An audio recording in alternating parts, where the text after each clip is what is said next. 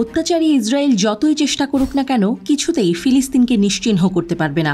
যুক্তরাষ্ট্রের মদদে ইসরায়েলের এমন ভুল পদক্ষেপ যে দেশটিকে ভোগাচ্ছে তা এখন দৃশ্যমান। যে ফিলিস্তিন নিজেদের অধিকার আদায়ের লক্ষ্যে দেশের জন্য এত তাজা রক্ত ঝরালো, আজ তাদেরই বাজছে জয়ডঙ্কা।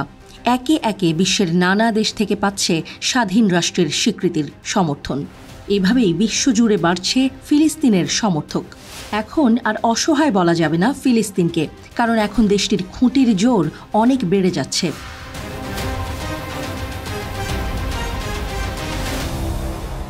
ফিলিস্তিনকে রাষ্ট্র হিসেবে আনুষ্ঠানিক স্বীকৃতি দেওয়ার সিদ্ধান্তের কথা আগেই জানিয়েছিলেন স্পেনের প্রধানমন্ত্রী পেদ্রো সানচেজ। এবার তার সঙ্গে সুর মিলিয়েছেন আয়ারল্যান্ডের প্রধানমন্ত্রী সিমন হ্যারিস এবং নরওয়ের প্রধানমন্ত্রী জোনাস গার স্টোর। গত 12 এপ্রিল নরওয়ের রাজধানী অসলোতে এক বৈঠকে ফিলিস্তিনকে রাষ্ট্র হিসেবে আনুষ্ঠানিক স্বীকৃতি দেওয়ার সিদ্ধান্ত নিয়েছেন এই 3 ইউরোপীয় দেশের নেতারা।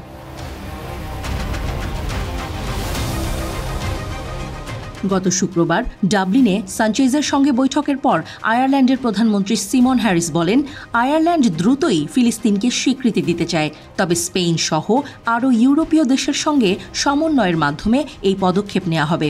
ফিলিস্তিন রাষ্ট্রকে জাতিসংঘের পূর্ণ সদস্যপদ দেওয়ার পক্ষে তারা সমর্থন জানাবে। এর আগে একই দিনে সকালে অসলোতে যান সানচেজ বলেছেন, যত দ্রুত সম্ভব ফিলিস্তিনকে স্বীকৃতি দিতে চায় স্পেন। শান্তি প্রক্রিয়ায় গতি আনতেই এটা করা দরকার বলে মনে করেন তিনি। সেখানে নরওয়ের প্রধানমন্ত্রী ইয়োগার স্টোন বলেন, তার দেশও সমমনা দেশগুলোর সঙ্গে মিলে ফিলিস্তিনকে স্বীকৃতি দিতে প্রস্তুত হয়ে আছে।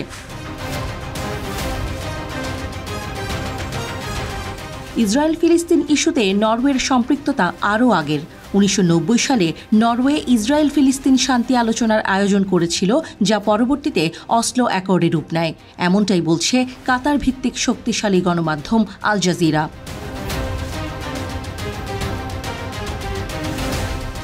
এর আগে ইউরোপীয় দেশ মাল্টা ও স্লোভেনিয়া জানিয়েছিল তারা ফিলিস্তিনকে রাষ্ট্র হিসেবে স্বীকৃতি দেবে। গেল মাসে স্পেন এবং আয়ারল্যান্ড মাল্টা ও স্লোভেনিয়াকে সঙ্গে নিয়ে ঘোষণা দিয়েছিল তারা ফিলিস্তিনকে রাষ্ট্র হিসেবে আনুষ্ঠানিক স্বীকৃতি দেওয়ার ব্যাপারে একসঙ্গে কাজ করতে চায়। এখন সেই পরিকল্পনারই বাস্তব রূপ দিল তারা।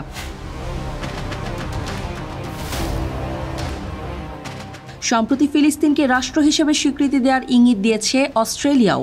এবার ফিলিস্তিনকে স্বীকৃতি দিতে প্রস্তুত ইউরোপীয় ইউনিয়নের সদস্য দেশ স্পেন। আল জাজিরার প্রতিবেদনে বলা হয়, ফিলিস্তিনকে স্বীকৃতি দেওয়ার বিষয়ে সমর্থন আদায়ের জন্য সম্প্রতি কূটনৈতিক প্রচার শুরু করেছেন স্প্যানিশ প্রধানমন্ত্রী। তিনি এই সফরে আয়ারল্যান্ড, পর্তুগাল, স্লোভেনিয়া ও বেলজিয়াম সফর করবেন বলে আশা করা হচ্ছে। তাহলে কি ফিলিস্তিনকে স্বীকৃতি দেওয়ার পথে এবার গোটা ইউরোপ? এমনটা হলে পতন ঘটতে আর বেশি দেরি নেই নেতানিয়াহুর দেশের। এর আগে ফিলিস্তিন রাষ্ট্রকে স্বীকৃতি দেওয়ার পথে এগুতে রাজি হওয়া ইউরোপীয় এই দেশগুলোকে সতর্ক করেছিল ইসরায়েল। কিন্তু ইসরায়েলকে বুড়ো আঙুল দেখিয়ে তারা ফিলিস্তিনকে স্বীকৃতি দিয়ে বুঝিয়ে দিল তারা সত্য ও ন্যায়ের পথে। এদিকে ইসরায়েল বলছে, ইউরোপীয় ইউনিয়নের 4 দেশ ফিলিস্তিন রাষ্ট্রকে স্বীকৃতি দেওয়ার যে উদ্যোগ নিয়েছে তা সন্ত্রাসবাদকে পুরস্কৃত করার শামিল।